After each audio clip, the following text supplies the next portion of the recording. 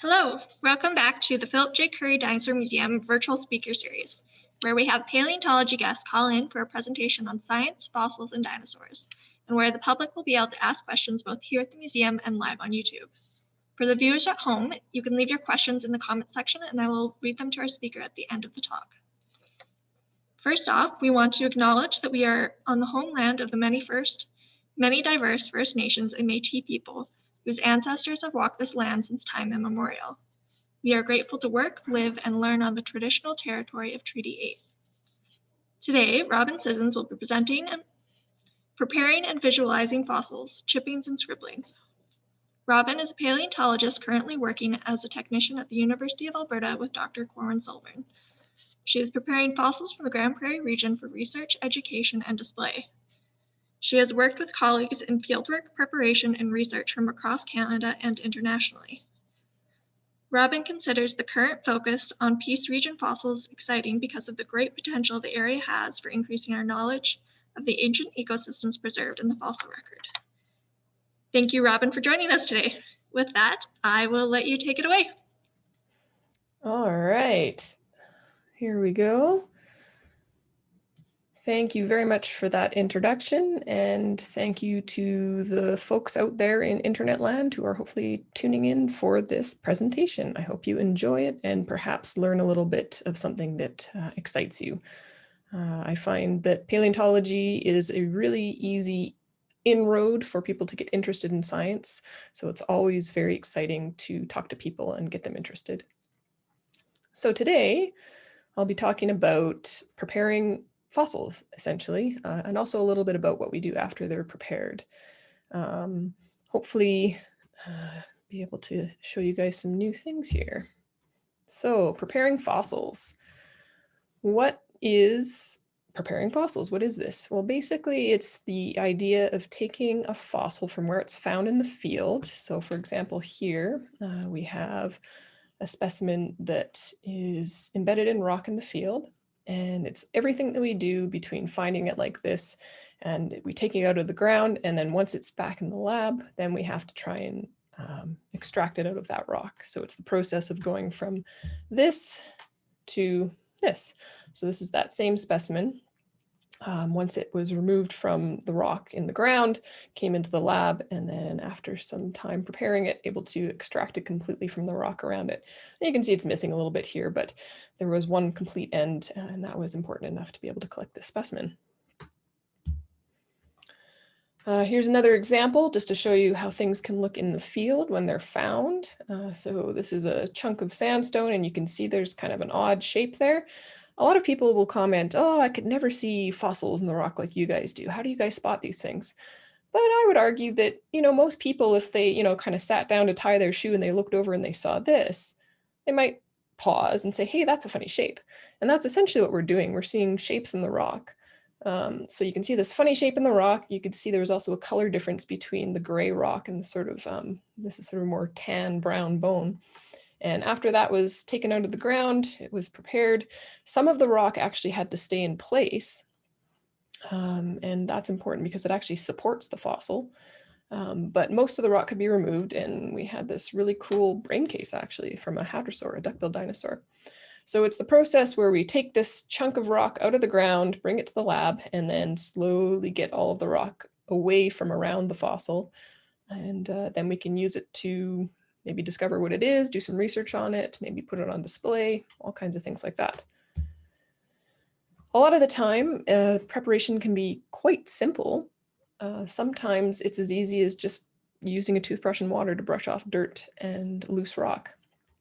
So one of the simplest tools we'll use is just water and a paint and toothbrush, and we'll just scrub it basically. A lot of the times the fossils are just a little bit dirty from being outside. They have dust and mud and whatnot on them. So just getting that first layer of dust and mud off is actually quite helpful. And sometimes that's all you need to do. Sometimes, however, you do need to do a little bit more than just using water and a toothbrush. And we've got all kinds of different tools that we'll use to do this kind of preparation. Here's an example of a tool that's called a pin vise. So it's a small metal tool that holds on to a sharp object. So you can put a nail in there, you can put a pin in there, you can put, for example, in this piece is a carbide rod that's been sharpened, whatever you put in there. And you can use that to scratch away at the rock that's on top of the fossil and slowly remove it. So you can see again these nice brown bones with sort of the gray rock still on top of them in places and around it in some places as well. You can see quite a difference. We do change the fossil as we're preparing it, as we're removing this rock. So here was a single specimen. This is a maxilla, which is one of the bones from the front of the face of an animal. So this is a maxilla from a hadrosaur dinosaur. And on this side, preparation has been complete and all of the excess rock has been scraped off of the surface. And on this side, it has not yet been done. So you can see the change that happens as these fossils are being prepared. You can see all the gray rock, and these little black flecks are actually little bits of organic matter, so bits of plants essentially that are also in the rock. And all of that can get removed, and then you get the nice bone surface underneath. You can see there's still a lot of rock remaining in the cracks and crevices here. Sometimes some of that has to stay just because it's more difficult to get out than it's worth to get out. We're not going to get any more information by digging in there, or potentially we're going to harm the fossil more by trying to get that excess rock out. One of the tools that's used quite a lot on rock that's a little bit harder is this tool here called an air scribe. And you hold it like a pen, and it's essentially a little jackhammer. It functions in the same way. So there's an air pressure hose that hooks up to this, and the air pressure vibrates the bit back and forth very fast. And it functions like a little tiny jackhammer. And as you push it along on top of the rock, it'll chip these little fragments off as you go and leaves these lines behind. So if you're ever in a museum or somewhere where a fossil is on display and you see these lines all over the place, those are from an air scribe, from a tool used to prepare the fossil.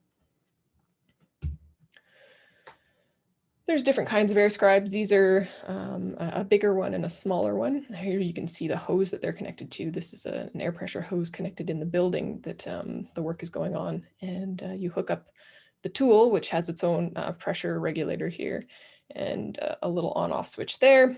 And bigger tools for removing more rock, smaller tools for being more delicate, removing less rock. And then when you get really close, you can use even smaller tools. So dental picks are often used. Again, there's that pin vise. We use a lot of tweezers also. Sometimes you'll have to gently lift something out of a cavity, or you might have to actually gently put something back if it's been broken and you're gluing it back in place. Tweezers are very handy. And also things like scalpels or other sharp blades can be used to gently scratch away or scrape away rock from on top of the fossil. This is a particularly small one, but you can get larger ones as well. And of course, keeping your space clean. One of the important things is to keep the area that you're working on relatively free of debris. One of the reasons for that is it helps you to see what you're working on and make sure that you're not accidentally missing something. You might accidentally gouge into something that you don't mean to, if there's too much debris sitting on top of things, or perhaps you mistake what you're actually looking at. But if you have the whole thing nice and cleaned off, you can kind of expect the direction the curves are going to go and where the bone's going to go next. With the air scribes, with those power tools, we do have to take a little bit of precautions to protect ourselves. So we use personal protective equipment like ear protection, eye protection, dust protection. We'll also use machines that will extract dust from the air, things like that. It's important, especially if you're spending a lot of time working with an air scribe or other similar tools, to protect yourself. If you're doing it day after day, it can build up, and it's important to keep healthy. We also use a ton of glue. That is paleontological preparators' best friend. We are probably the people who break the bones the most, unfortunately, either by preparing them or sometimes when they're being studied as well, they'll accidentally get broken. But that's why we have glues. One of the most common ones that we use is plastic-based glues like acryloid, Vinac, paraloid. This is paraloid B72. They're all very similar. They're plastic-based glues. You get them as little beads and then you dissolve them in acetone. And one of the great things about that is that you can make it in different concentrations. So this is an extremely thin concentration. This is sort of a moderately thin concentration, and this is a very thick concentration. And you can use those for different purposes. The thin stuff will soak into bone and other fossil material and stabilize things. The thicker stuff can be used to glue together larger chunks. We'll also occasionally use other products like epoxies or cyanoacrylate, which is basically a super glue. Those are more rare. One of the main reasons is they're less easily reversible. The beauty of these plastic-based glues that are dissolved in acetone is that if you make a mistake, you can redissolve it in acetone and the joint will soften or the area will be cleared, and you can, make any amendments to any areas you had. So this is preferred because of its reversibility. It is extremely strong though. When it's fully set up, it's actually quite good glue for doing what we need to with the paleontological work. Here's an example of using some fairly thick glue to glue together 2 chunks of a rib here. Kind of apply it on both sides and then put them together really hard, and any of the excess glue will flow into all the cracks and then squish out the edges. And that's fine. You can always remove that later, but you want that full contact along the break surface, and that glue will set and harden up and it'll become quite a strong joint. So we do this with all kinds of small pieces. Here's that same maxilla that I showed before. This is the other side. This is the internal surface. This would be where kind of the tongue and everything would be on the inside of the jaw. These are the teeth down here, and some other examples of small items. This is a syringular, I believe, which is part of the lower jaw of a duckbill dinosaur. This is a predentary, which is right at the front of the jaw. It's the beak basically on the lower jaw of a duckbill dinosaur. This is which was this? This was a frontal, I believe, from a duckbill dinosaur again, and then a dentary. You can see some of the teeth there. These are all from a site up in the Grand Prairie area called the Spring Creek Bone Bed. You can see here the tag says Spring Creek Bone Bed. And this is a really cool site that has a lot of juvenile duckbill dinosaurs, which is a really nice place to collect. And they're in beautiful shape, really well preserved, nice features. Good for research and for display. But we don't just work on small fossils. These are all fairly small ones. We also work on some big ones. So I'll tell you a story about a particularly big one. That is one big jacket, was the reaction when I first saw this. That's the jacket. So here's some cars, some trucks for comparison, and that is the fossil there. It is the size of these trucks. And it is sitting on these big I-beams, like almost like railroad ties. It's this massive, massive block. Pull off the tarp and you can see it's in a field jacket. So this is something that's done to take the fossils out of the ground where they're found. It is a mixture of plaster of Paris and burlap that's wrapped around the fossil, along with sturdy beams and other things to give it strength. And this protects it while it's being removed from the ground. But this is pretty much the biggest one I've ever seen. It's enormous. And it was done because there was a mostly articulated specimen in here and they wanted to keep it together. So that's why it's such an enormous, enormous jacket. They actually took off as much as they could in the field, but as you'll see, this is actually quite a large animal, so they just couldn't make it any smaller without compromising the specimen. It was so big, in fact, that they actually had to use a specialized piece of equipment. This it's like a forklift, but it was a heavy-duty forklift. You can see here, this whole back end is basically weight. It's a counterweight, and they've even extended the counterweight away from the main body to give it more balance, essentially. They had to balance the extreme weight of the specimen with this counterweight at the back, and it's articulating as well. It's turning the corner to get into the building here. But they eventually got it into the building, sitting on the concrete floor here, right on ground floor. I don't think it would go above ground floor because it was so enormously heavy. And then the work began to open it up. So one of the first things you do when you bring a specimen in from the field, if it's in a field jacket, is you have to open the field jacket. So here you have an air line again. This is an air hose and a pneumatic tool. This is a cast cutter. So it's kind of similar to that air scribe in that it vibrates, but instead of sort of vibrating back and forth, it kind of I don't know, it kind of just vibrates in a different way, but it's got a little cutting blade here. And so instead of rotating, it just vibrates, but that motion is enough to cut through the plaster and burlap. And this was a big project because this was such a huge piece of huge field jacket, had to come away in pieces. So basically just started sectioning up the whole thing and quartering it and slowly removing bits and pieces of this jacket. And because it was such a huge fossil, it was a lot of field jacket. It was huge, this huge layer. I don't know if you could count it, but it's like, I don't know, like maybe 20 layers of plaster and burlap there. So it was very, very thick. It took a long time to get it all off, but eventually did get it all off from the top edge here. And the idea is to then start working from the top down. You kind of move down as you go and remove the rock and slowly work your way through it.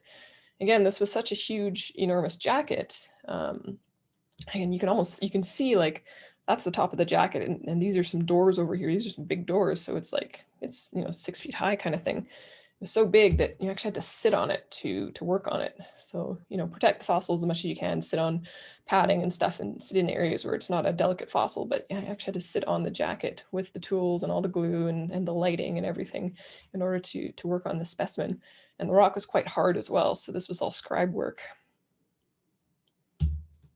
There were some pretty cool things in this jacket that weren't the main specimen. This was a partial turtle shell that came up. You could see a bit of it on the other side, and so I started working on this side. Again, you can see the tool marks from the air scribe.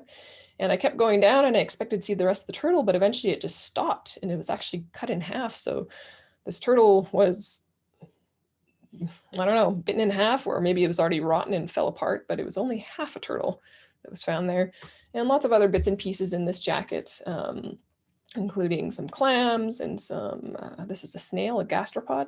So all of these bits and pieces are important. So especially when you have a large jacket like this, a large field jacket, all of these extra pieces of information give you clues about the environment that the animal was living in, the environment that the animal died in, what the ecosystem was like. So these are all important things to keep track of. And they're all cataloged, and they're all used later when research is done on the specimen to determine, what kind of animal it was. Maybe it was eating these things, maybe they were eating it, or just what kind of environment it was living in. Now, unfortunately, I was not able to spend too much time on the specimen. I only was able to sort of start this process. This is another little bit that was found floating in the matrix. The matrix is what we call anything that's not the fossil. So the rock and little bits of clay and plant material. It's all of the stuff around the fossil. This was another little piece that showed up in the matrix. I think it ended up being part of a crocodile skull, if I remember correctly. But yeah, unfortunately, I wasn't able to complete this specimen. I was only able to start it, but it ended up being a pretty darn cool specimen. So here's a photo from my colleague, Victoria Arbour, who's now at the Victoria Museum in Victoria, BC, the Royal Victoria Museum. It's quite good.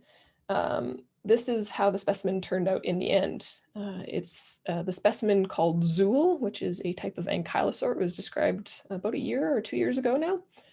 And it's this amazing, amazing specimen. You can see all of the armors in place and everything, the little bits of spikes sticking up here and there. Like this is the midline through here. You can kind of see the symmetry going back and forth this way. And they completely prepared this side, and they also completely prepared the other side. So you can see the ribs and all sorts of other bones on the other side. They also have a skull for this specimen and also a tail club. It's a very, very cool specimen. So I'll talk about another adventure. Some of you, if you have seen some of my talks before, you will have seen this specimen, but it's such a cool story that I usually like to tell it in case somebody in the audience has not seen it before. So this is the story of, I think it's a skull. We were working at a site in the Grand Prairie area called the DC Bone Bed. Most of the area we were working on is closer towards these backpacks, but as we were kind of looking around in the area, we spotted some bones that were popping out here. You might be able to see sort of a row of little dark kind of spots there. We realized those were articulated either vertebrae or ribs or something. You can see another bone sticking out right there. So we thought, oh shoot, we better collect this. So we started working around this area. And you can see kind of a big lump here. Big ironstone lump, and as we thought we were going to go around the specimen to collect it, we thought, okay, we got to get rid of this ironstone lump. So we dug into it with a small portable jackhammer called a little hilty, and pried it up and immediately stopped to take a look because we realized there was bone there. So we pried it up, stared at it pretty closely, and then became very excited as we realized, oh my goodness, I think that's the skull. So it actually turned out to be split entirely in half accidentally. If you're going to discover a skull, try not to do this. But at the same time, it wasn't the worst thing in the world. The crack already existed. And once we split it open, we knew we had the whole thing. We had half the skull in this block and we had half the skull in this block. Yeah, we'd split it in half, but we had the whole thing. And now we knew where it was. So we actually collected it the same day, packed out the two halves of it in a canoe actually, and brought it back to town, and then later brought it back to the lab in order to prepare it. So the first step was to stabilize everything and then glue it back together. So this gooey gelatin looking stuff that's all over both sides here is actually a really thick paraloid, that glue that I was talking about before. So completely cover both sides. You want to get all the nooks and crannies and cracks. And then they were put back together and a lot of weight applied, and then they sat for about a week setting up. And then the process of preparation began. The rock was quite hard again, but the good thing about hard rock is that it really supports the fossil really well. It means that the fossil's not going to crumble as easily. It's usually in really good shape and really hard and really sturdy. So even though it's a bit of a pain to have to use these stronger tools, these air scribes, to prepare through the fossils, it usually ends up better for the fossils themselves. They're usually in pretty good shape. So the process began. This was sort of the first section that was discovered as I was going through the block. I was aiming for the dentary because the dentary is a big bone. We know it's a pretty known shape. There's nothing too crazy about the shape of it. It's got lots of flat places. So if I accidentally dug into it, we wouldn't lose too much information. So that's where I was aiming. And I did actually end up, my first strike of the bone, which almost inevitably happened on this little chunk of the dentary here, which you might not be able to tell that's a dentary, but that's a dentary. And once you have that first unfortunate strike, usually you try not to do that, but sometimes you can't avoid it. Then once you know where the bone is, you can follow it. So you follow it in this direction, you follow it in this direction, and you basically just keep following the bone into the rock. And it slowly took shape, started to be a little confused by it, and then I realized, oh, I'm kind of looking at it from the underside. And it kept going, more bones were found, kept going further and further, removed more and more rock. And we eventually got to this point where we had this beautiful skull. So the first point that I found was that little nick right there at the tip of the dentary. So here we have the left lower jaw, and we're kind of looking up into the throat of the animal. This is the neck, the bones of the vertebrae, the neck coming up to the back of the head here. The left lower jaw there, the right lower jaw there. This is the predentary. That was that one bone that you saw right near the beginning of the talk, and it was on its own. So this is the same bone in articulation. And then the top part of the skull, I'll show you another picture here in a moment. We also have these really cool bones here. These are the hyoids, which almost never preserve the specimen. So they're bones in the throat, which is really cool to have those. One of the things that really helped during the process of preparing this specimen was to have reference material. So this was on the wall directly behind the specimen, having all of these pictures of other specimens that had been discovered and described to help me understand what I was looking at. Because skulls are complicated, it helps to have these diagrams to give you an idea of what to expect in terms of the shapes that you'll be seeing, so you can be a little more careful. So that was the final specimen, the left side of the face and the right side of the face. Beautiful specimen. It's in the process of being described now. Hopefully it'll come out fairly soon. We even had the bones of the sclerotic ring preserved, which was really cool. Again, very nice specimen. Hopefully it will end up on display once it's been described, and it'll be a great specimen for people to take a look at. Along with that specimen, there also came a body, which is still currently being worked on. Again, the jacket was opened up, and then slowly the bones sort of took shape. And you can see it's absolutely chock full of bones. So when we were in the field and we saw that row of little bits sticking out, this is what we were seeing. We were actually seeing the ribs sticking out of the bank. And then I believe that other one that we saw was, I think it was this bone. I think it was this one that was sticking out of the bank as well. So this is full of stuff, and I'm currently in the process of slowly removing individual bones from this block because this animal is mostly disarticulated, which means that it is not in its original life orientation. The pieces have fallen apart. After we've mapped it, which I have done, there's no real point in keeping it in the jacket because the bones are not in place anyways, except for this chunk. This chunk is partially articulated, so we'll probably leave it together. But all these other ones, the process is underway to slowly remove all these bits and pieces. In fact, what was it? It was last week. You can barely see it. There's actually a vertebra right here. I just removed this vertebra from the jacket last week and slowly working on it. We think it's a sacral vertebra. I'll just show you this comparison. One of the glues that I showed you, if you remember, it was called, I said it was very, very thin glue. It was wash glue. Oops. And that's basically one of the things we'll put on right at the very end to just give a last sort of sealing coat to the fossil, and it really makes it show up nicely.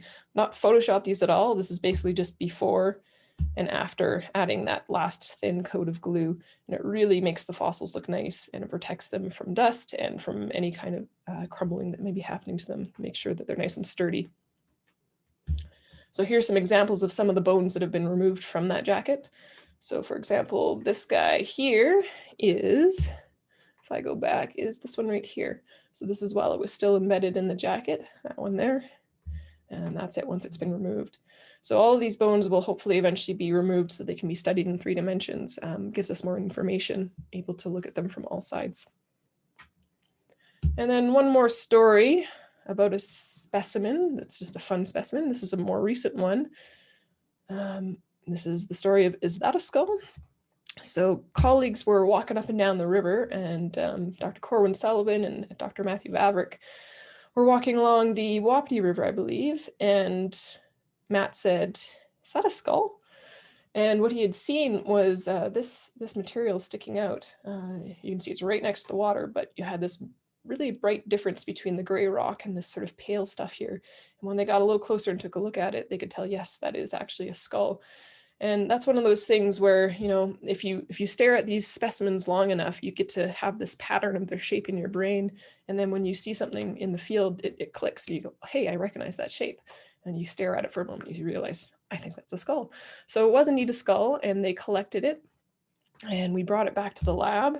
So this is sort of as it came in after the field jacket had been removed. You can see there's still a little bit sticking to it, but most of it had been removed. You can see these bits of sort of brown tan bone that are sticking up, and you might be able to see there's even more bone kind of all throughout this area up here. And slowly got to working on the specimen, again, hard rock, so using the air scribe, but made some progress. So there's one of the first days that I started working on it. And here you can see an interesting example of what happens to the bone.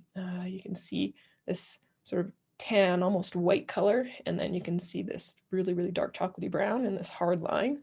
That's actually what the sun does to the bone. That's bleaching. So this hard line is basically where the rock, if I go back one, oops, where the rock was sitting, protecting the bone from the sun. And then as soon as I remove it, you can see that the bone is naturally a more dark brown color, but the sun actually bleaches it to this white color. Very cool. And more work on it, and more rock removed. And at this point, we're getting fairly excited because it looks like it's actually a pretty nice skull again. And a little further each day, remove a little more rock, more and more shows up. And there's some teeth starting to show up. And there we go.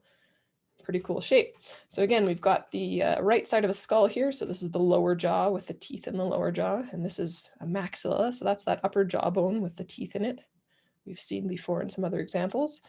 This is the sclerotic ring again. So that's where the eye would be. And the snout kind of going forward here. So we actually ended up, when they collected the specimen, we ended up being able to put it all together, and we have a lot of the specimen, the pieces that are missing off the front and off the top here, we have a lot of it. Unfortunately, we are missing a little bit of the very back of the skull, but a lot of the other pieces were collected, and eventually we'll be able to glue them back on to put it together again. So that was the right side, and then flipped it over and started working on the left side, same thing, all kind of bare rock, and this is just bone that was coming around from the side. So again, following the bone inward. And kept doing that, following the bone inward from the edge where we could see it.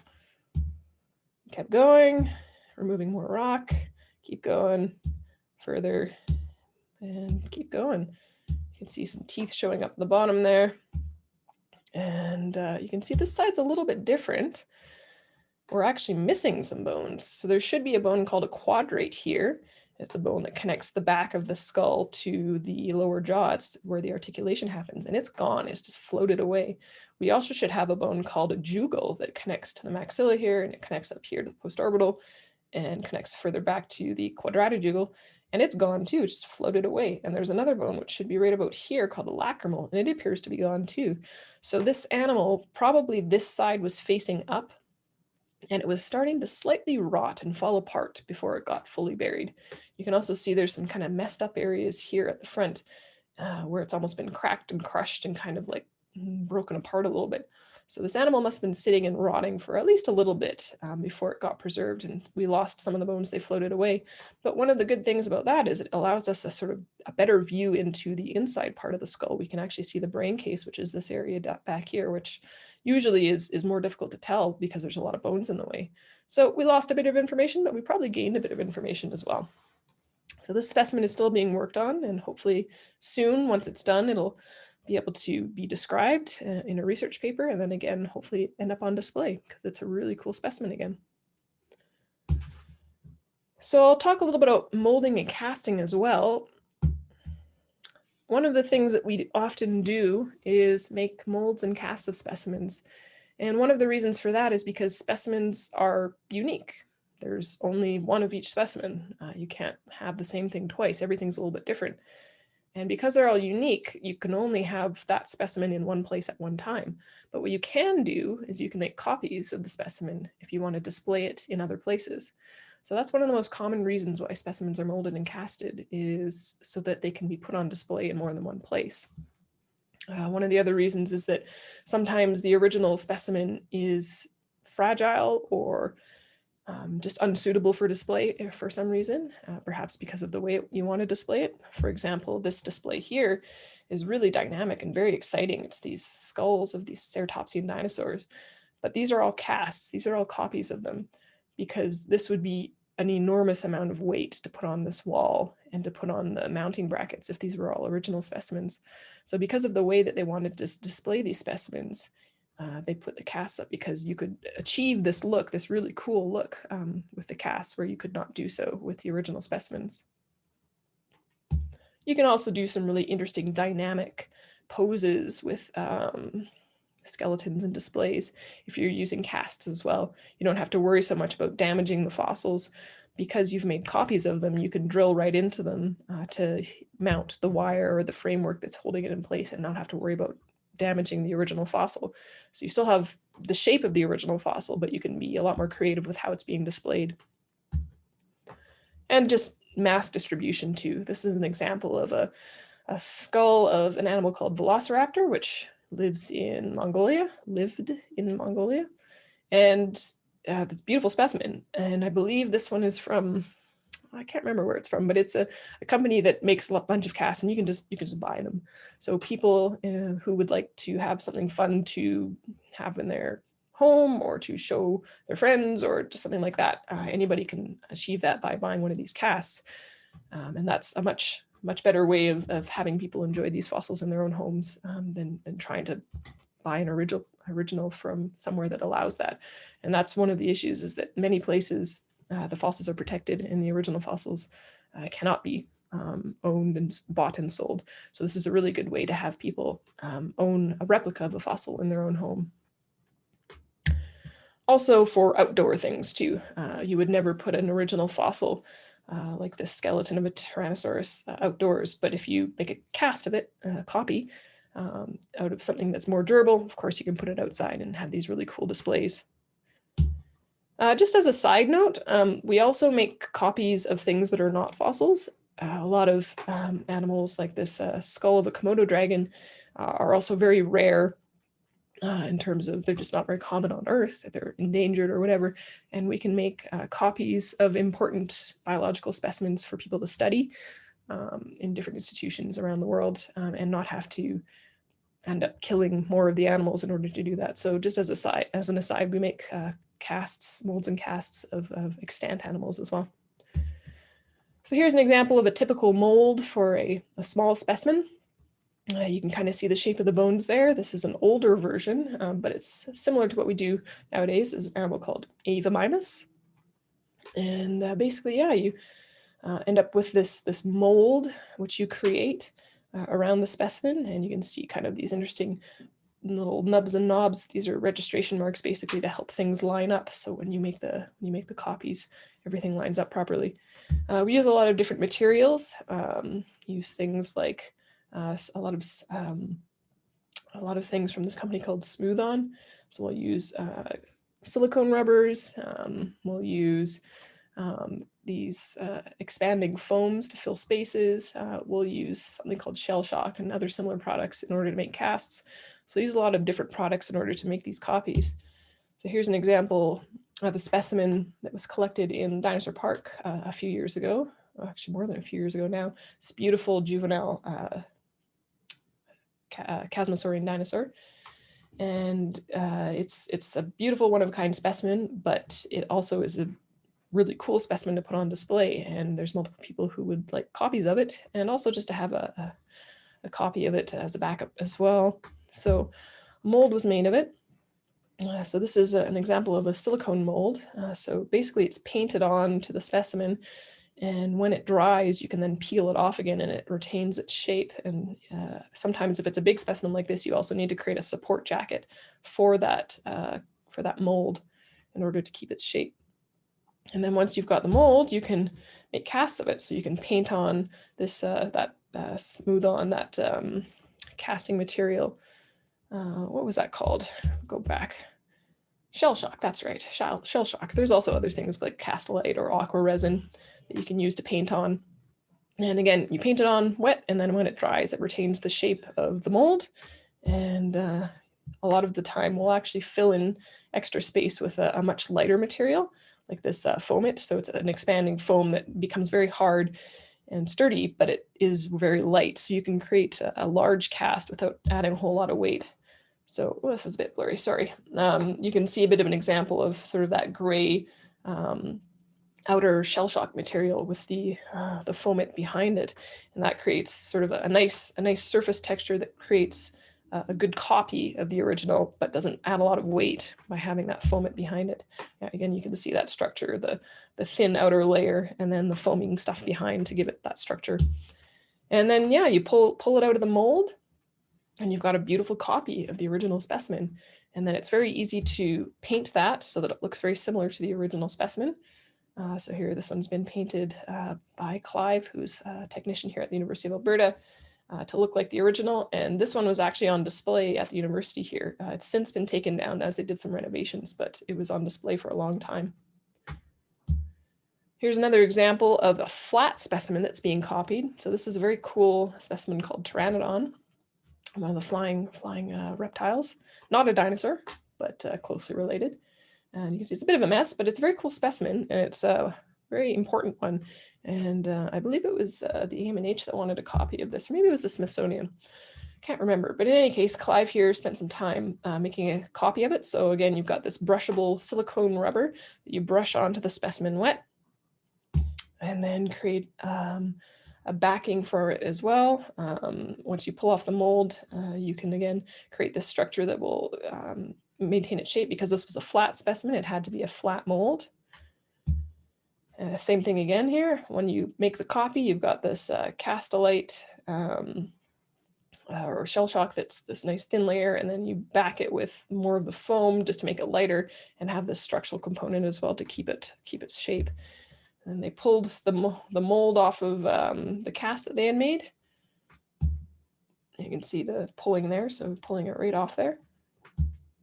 And they ended up with another great copy, and it actually turned out really nice. It was really close in terms of the quality. It was a really good copy. And then again, once it's painted, you can't hardly even tell the difference between the original and the copy. So it's pretty cool. Another type of mold that we'll do is a little half mold for small specimens. So here we've got some little fossils here. This is a toe bone, this one's a backbone, And this one is a little jawbone actually, and they're embedded in a little bit of plasticine. So you kind of embed them partially down the way. The less you embed, the more you'll be able to see in the final copy, because anything that's below this plasticine line, if you're doing these little half molds, you don't get a copy of it. So this is only done for certain applications, mainly educational, but it's sometimes for display as well. And add a little bit of Vinac to add a sturdy layer to make sure that the specimens don't crumble before you apply the molding material. And then you start adding the molding material. Again, this liquid silicone, put on a very thin layer at first to sink into all the nooks and crannies and make sure you get a really good copy of the texture and it's really close fidelity in terms of what you're copying. Then you can add a thicker layer over top of that to bulk it up and give it strength and structure. Once it's fully dried, you can pull it off, and then you have this, this mold of that specimen again, and then you can make a copy. So even just simple plaster of Paris, you can pour that in there and let it dry. And once it's dry, you pop it out and you have a copy of that specimen. So it's a pretty cool process. And a lot of people are like, oh man, it's not a real fossil. It's just a cast, just a copy. It's like, well, yes, it is a copy, but it's an exact copy. And it's telling you the same thing. And a lot of the times when we put copies on display, it's because it's necessary for one reason or another. Some of the other cool stuff we do lately in order to visualize fossils is scanning them, 3D scanning them, modeling them in a computer program, and then 3D printing them. So this is a very cool specimen. It's called Hesperonychus, a very tiny pair of hips from a small theropod dinosaur. You can see how small it is in the hands of this researcher here. So the specimen was scanned using a laser surface scanner. You can see the laser doing its job here. And then a model was made in the computer. It takes a bit of time to get it just right, making sure that you've got all the holes covered and that all of the surface is completely scanned. And then copies can be made with 3D printers nowadays. There's so many of them and so many cool things you can do with them. So this is a 3D printed version of that hip, which was created. So very, very accurate models that can be created now using surface scanning. This is especially good for specimens that are small or delicate, where you're worried about using traditional molding and casting. You might damage it that way. So this is a very good way of making copies of specimens that are perhaps too small or too delicate to do otherwise. You can also make copies of ichnofossils. So ichnofossils are footprints. If you look here, you may be able to see the outline of a three-toed footprint. This is a footprint from a big hadrosaur dinosaur. There's a notched heel here, and then there's one toe there, one toe there, one toe there. And it presents its own challenges making copies of things like this in the field. Of course, it's a less controlled environment. You've got dirt and muck and gravel and stuff all over the place. So you do your best to clean it off. And then the same process, you apply a thin layer of the molding material onto the surface, and then you put a thicker layer on top of it to give it some support.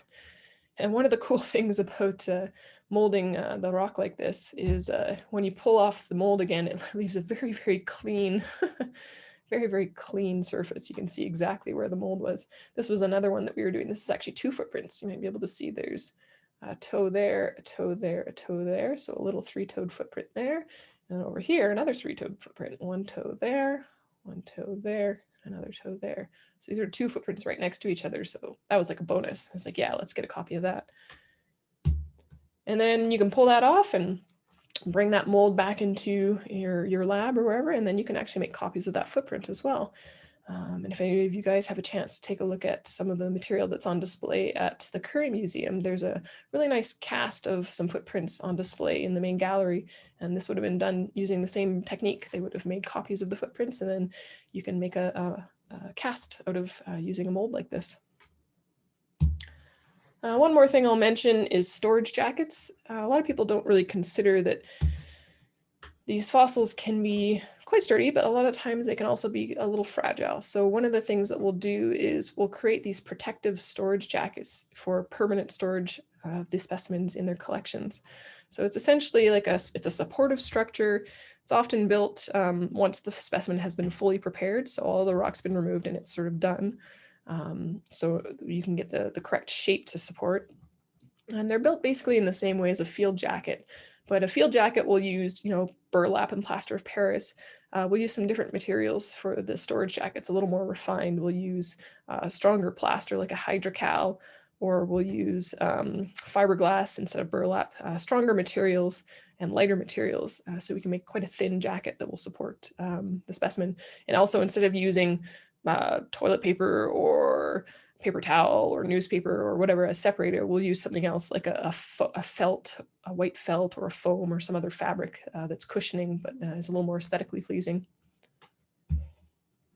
So here's a couple of support jackets in the process of being built. It's a little messy when you start, but eventually you can kind of cut around the edges. So these are a couple of big flat bones underneath here. You can just see them poking out a little bit. And these support structures are built on top of them. And then you can imagine once they're then flipped over, they'll rest easily on the support structure. Use little chunks of plaster to even it out and provide a solid base if it's a little bit rocky. So here's another one that was built. This is a skull underneath here, protected with a bit of saran wrap. And then here's the felt, which is used as a separator. And then a very close fitting, sort of perfectly built jacket for that specimen is made for that specimen.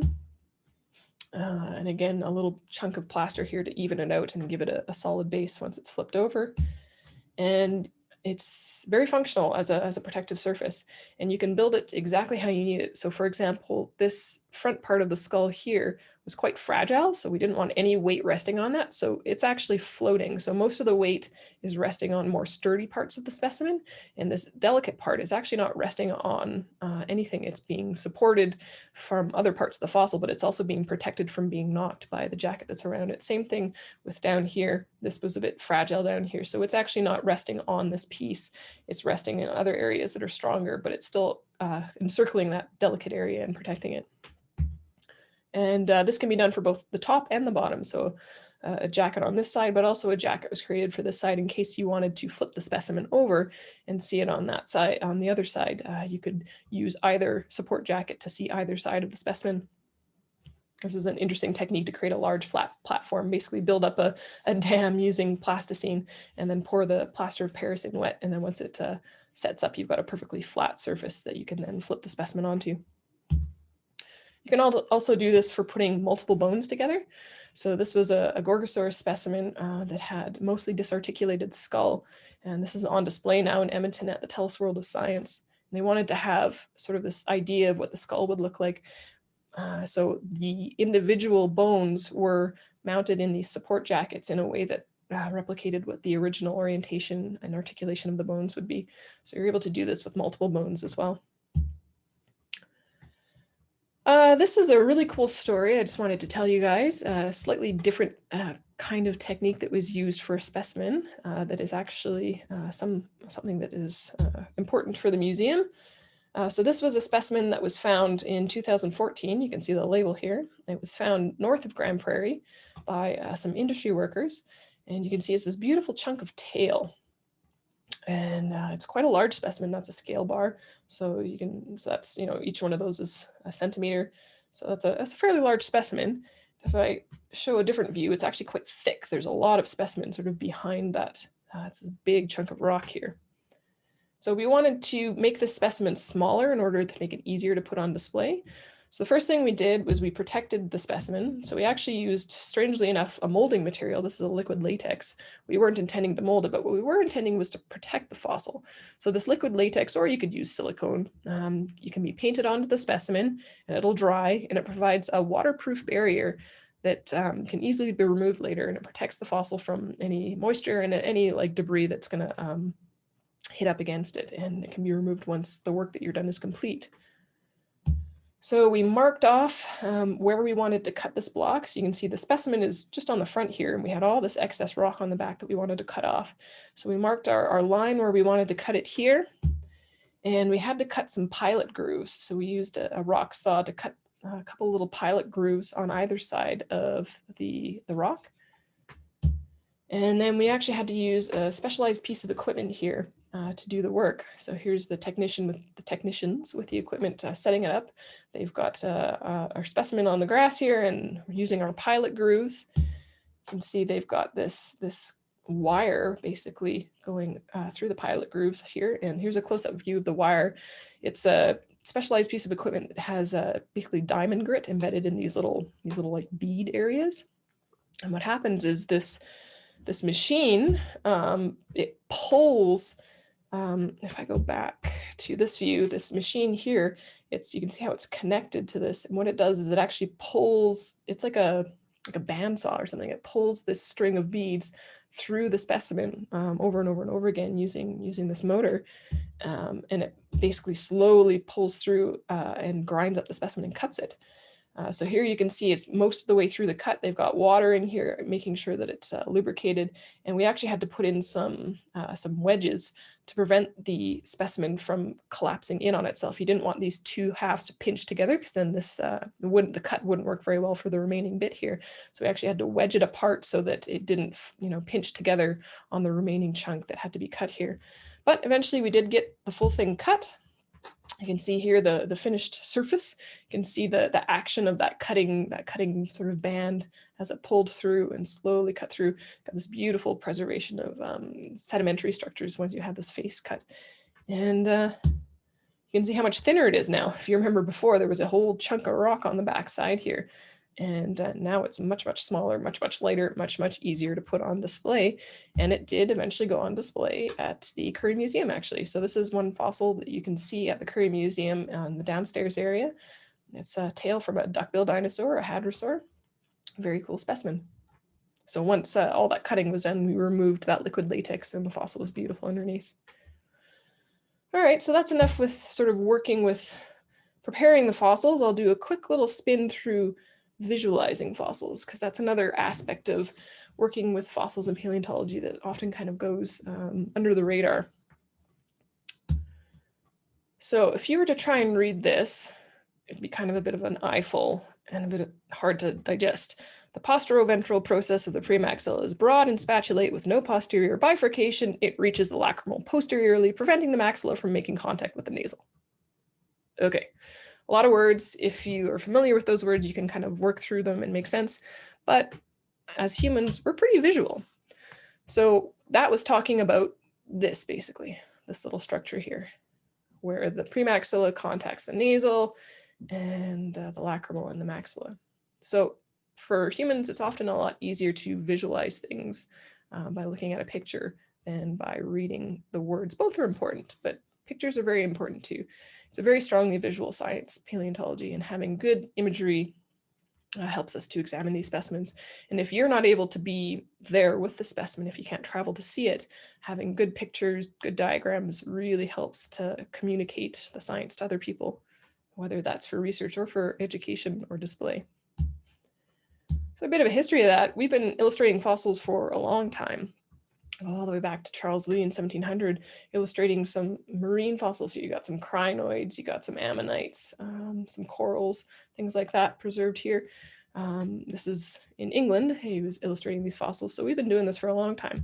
We've also been reconstructing extinct creatures for a long time here. Here's a figure from Louis Figuier in 1867, illustrating some marine reptiles. I think that's supposed to be a mosasaur. Maybe it's a plesiosaur. It's hard to say. And then another marine reptile here, a lasmosaur. So we've been illustrating these things for a long time. And some of them are pretty amazing. This early illustration by Joseph Leidy in 1853 of Oreodons. This is a type of mammal. And again, it's beautifully illustrated. I mean, this was before photography, so you had to do what you could to sort of convey to your audience, whether that be other researchers or the members of the public, what the specimen looked like. And they did some really amazing jobs with some of these early illustrations. So you would often hire an artist to do this for you, and they can be quite accurate. And then we started to develop photography, early photography. Here's a Triceratops photographed in a publication by Marsh in 1896. And once we had photography, then that kind of took over as one of the main ways of displaying fossils to people who couldn't actually come see the specimen, although illustrations are still important. And I'll get into that. So photography is very important to paleontology. It's important in the field. When we go into the field, we'll bring cameras with us. You can see a couple of cameras in the hands of these field paleontologists here. It's important to do this because sometimes you can't take a specimen out of the field right away. Maybe you have to go back a different day, maybe because of weather or for you don't have the right supplies or any other reasons. You might have to go back later. So it's often important to take photos of a specimen in the field as you see it, because maybe you'll never get back there. Maybe you only have one chance to be up on a mountain and the specimen's too big to collect, but you still take a picture of it. So field photography is quite important. It can also be important if your specimens are mislabeled when they come back in. It'll help re-identify what things are. Or if the label comes off or something of your field jacket, you might be able to match up a photo that you took of it in the field with the specimen later when you open it up. And it doesn't have to be a fancy camera. It can just be a cell phone camera. Here's a picture of a little fossil on a little lump here. So even just a cell phone camera will do the trick. Cell phones have such good cameras nowadays that it's almost exclusively used by a lot of people to take photos in the field because they're so handy. When you take photos of specimens in the field, it's important to include a scale bar or any other kind of standard item like a Swiss Army knife or a lens cap or a coin or even your hand or your foot. Just to give an idea of scale. For example, this bone here is a nice photo of a bone, but how big is it? Is it 2 inches long? Is it 2 feet long? It's hard to tell without a scale. Here's a bit of a scale. This one's imperfect because it's not a standardized item. I'll tell you that this thing is about 2 feet long, so this bone is a little under 2 feet long. But having some kind of scale in there does help. We also do a lot of photography in collections. So that's one of the main things that we'll do. So having a setup with your specimens in order to take photos of specimens in collections. Having a camera is important. It doesn't have to be a DSLR or anything like that. Any kind of camera will do. You'll often want a contrasting background, a white or a black background that'll contrast with the fossils.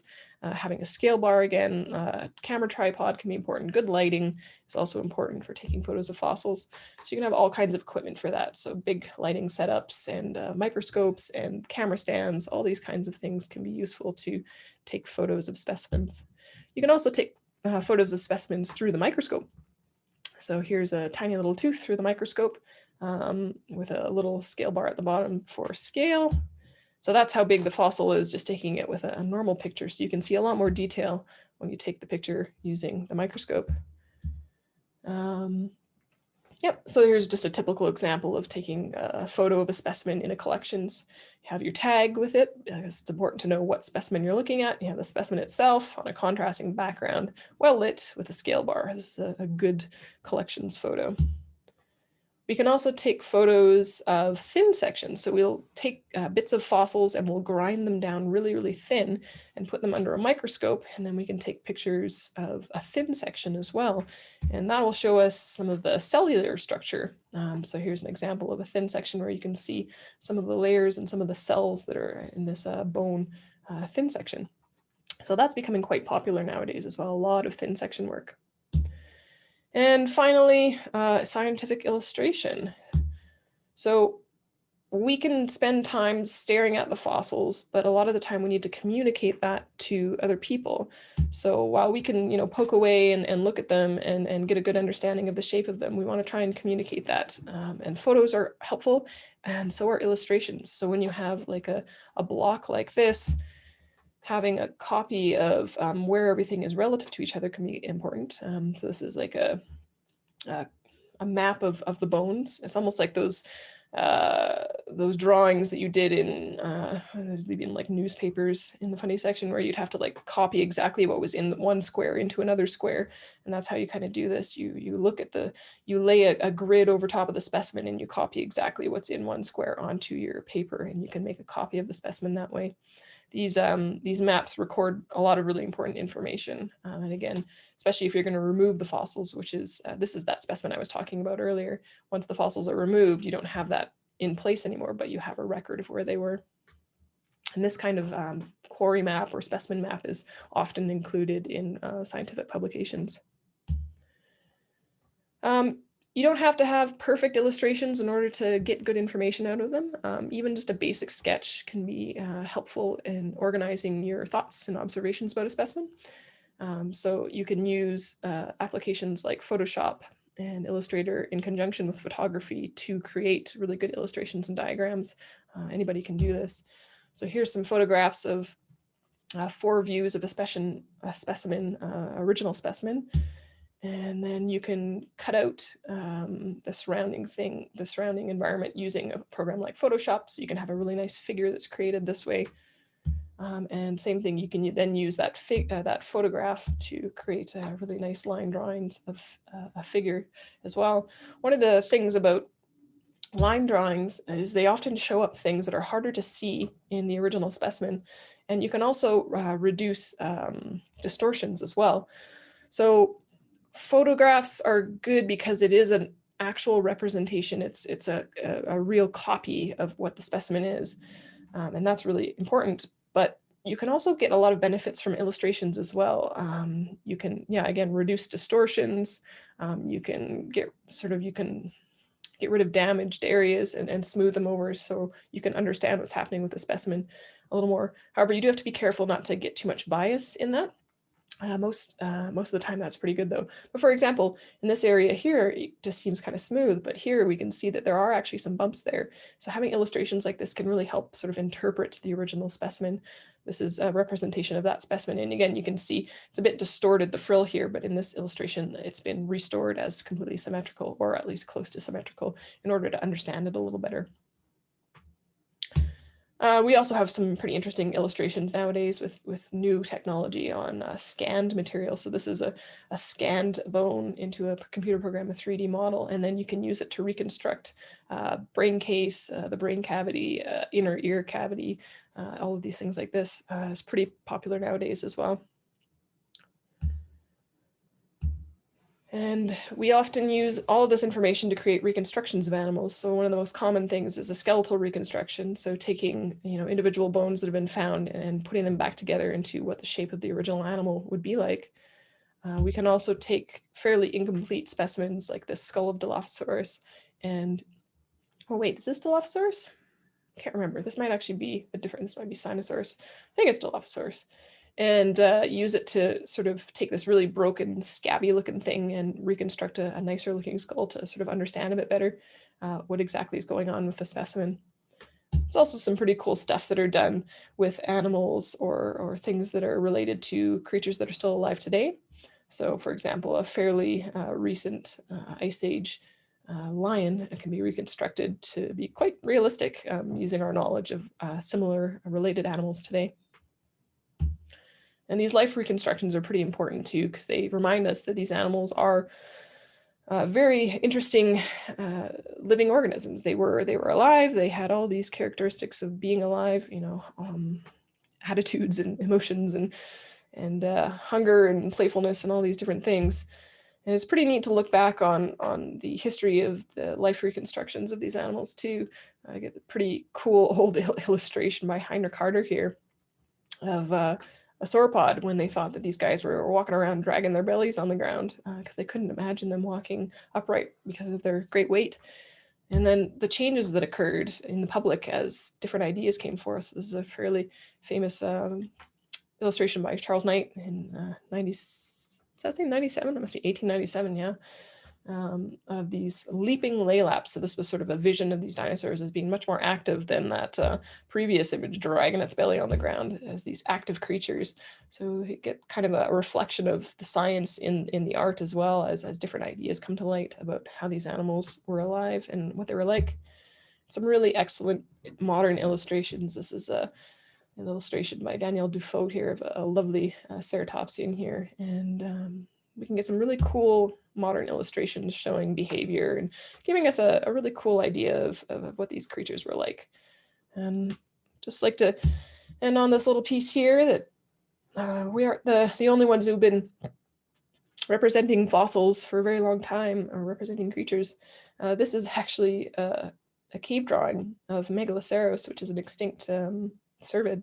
And so somebody way back in the day actually saw this creature and drew it on a wall, and we can match it up with the fossils that we find. So I just thought it was really, really cool. This from Lascaux Cave about 15,000 years ago, or 15,000 BC rather. I think that's about all I have to say. Hopefully you guys had some new things that you were able to learn, and I would be happy to take any questions at all after this. Thank you, Robin. That was all really wonderful.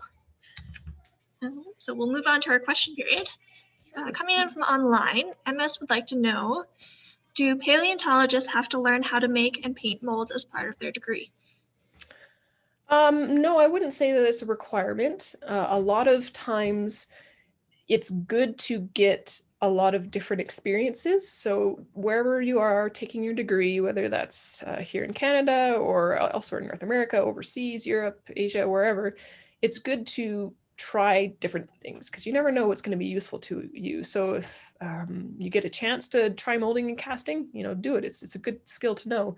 If you don't get a chance to do it, that's fine too. You can rely on other folks who have learned that. So it's certainly not a requirement, but it's one of those fields where the more that you've tried, it's good to know. You can always rely on other folks to help you out with these kinds of things. It's very collaborative science, but it's certainly not required. But it's good to just try these things out to see if you like them and just to know how it functions. Great advice. Cam R would like to know, what's the most complex specimen you've ever worked on that you've had to use unconventional techniques when preparing? Well, I guess like anything that's really delicate takes a lot of extra thought. So you're always striving to get the most information out of a specimen without damaging it while still protecting it. So that means that sometimes you have to leave some rock in place in order to support a specimen, even though you really want to see what's underneath it. You know that if you remove that rock, the specimen's going to fall apart. So I guess some specimens that are really small and delicate, anything that was really hard, a really hard rock, having to use, again, big tools, and like, for example, that cutting bandsaw kind of contraption to cut that big chunk of rock off that one specimen. That was pretty cool. When you get down to it, it's a lot of the same stuff though. The principles are pretty simple. It's, supporting the specimen, consolidating it, making sure it's sturdy, and then just carefully removing as much rock as you can. Most of the tools we use are the same over and over again. It's pin vices, air scribes, brushes, glue. I don't know if anything really stands out as particularly different. I guess also just a lot of patience. Sometimes you are literally have a specimen in your hands under a microscope and you're removing like 1 grain of sand at a time kind of thing, and then gluing, and then removing another grain of sand and then gluing. So having a lot of patience is sometimes necessary. There's sometimes an instinct to, you want to see what's underneath there, but sometimes you got to slow down and you got to say, no, I got to glue this and let it sit for a day and come back to it later, because it's more important that, the fossil's prepared properly than you're kind of rushing into it. So just, small, delicate things, taking your time, just, like small skulls, stuff like that. Okay, next question. What 3 specimens did you enjoy working most on throughout your career? Oh, that's a good question. I really enjoy working on some of the material from a recent site that we've been working from the Grand Prairie area. It's called the DC Bone Bed. And the cool thing about the DC Bone Bed is it preserves sort of smallish, medium-sized things, which are usually really interesting and very well preserved and in fairly soft rocks. So you end up with these really cool specimens that are just beautifully preserved, like from like a lizard frontal or like a little jaw from a dinosaur, things like that. They're just beautifully preserved and not too hard to prepare, and just very exciting because it's a neat site. So I guess some of the stuff that I've been working on there have been really cool. That's a really hard question. I guess anytime you get to work on something that's potentially a new specimen, like a new type of animal, is really exciting. Yeah, it's a really tough question. I should try and maybe think about that and have a list that I can tell people later. Good. What's the longest amount of time you've needed to spend on preparing an entire specimen? Long. Probably, well, it's tough to say because sometimes you'll put a specimen on hold. So for example, the juvenile hadrosaur skull, which you guys saw in the presentation, that did not take too long, but the rest of the skeleton is still being prepared because it's been put on hold, sort of. I'm still working on it, but I'm working on other things as well. So it's been years. We collected that in 2016, I think, or is it 17? 2016, I think. So it's been like 4 years since that was collected, and it's still preparing that, but that's not every day. So the longest, I mean, you can work on a specimen every day for years, honestly, and could still, have a lot of work to do. So it depends on how much time you're spending on the specimen each day, but I mean, it can take years to work on something. Probably, yeah, years would be the longest I've worked on something. Oh, that's incredible. MS again, as they are 10 years old and they want to know where you suggest to start a career to become a paleontologist. That's a great question. I would say the first thing to do would just to be involved in any local science. So if you're taking science classes at school, that's great. If there are any science clubs or science groups at museums or community centers, that's a great place to start. Anything in the sciences is good.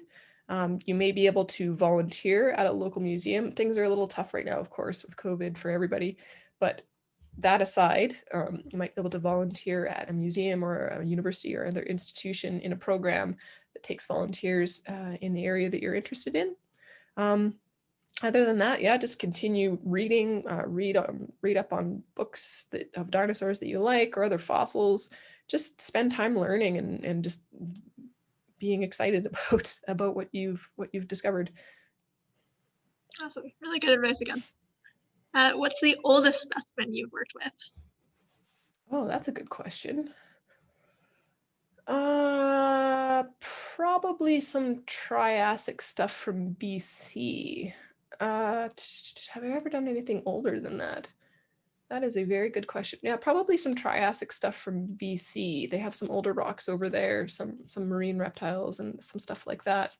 I don't, Jurassic stuff there, yeah, Triassic stuff. I don't know if I've ever worked on anything older than that. Not that I can think of. So probably some Triassic and Jurassic material from BC. Very cool. All right, one more question from MS. They would Sure. like to know, have they discovered a definite answer to the T-Rex question, if it is a scavenger or a hunter? Oh, that's a good question. It's so hard to know, right? If you look at something like a lion today, would you call it a scavenger or a hunter? They will hunt. They will also scavenge. So it's one of those questions where it's probably both. They are probably spending time hunting, and they're probably also spending time scavenging. Animals will take the easiest road. If there is a carcass in front of them and they know they can push off whatever other animals are on it and eat it, they'll do it. If there is an animal in front of them that they can catch and eat, they'll do it. So it's sort of whatever's easiest. The debate about whether it was primarily a hunter or primarily a scavenger, I don't think it has been, definitively decided one way or another. I don't know if there's a good way to even do that, just because it probably did both. It probably scavenged and it probably also hunted. I would say that is still an open debate. All right, last question. What are you working on now? What I'm working on now, a few different things. There is that one, it's the second skull project that I showed you guys.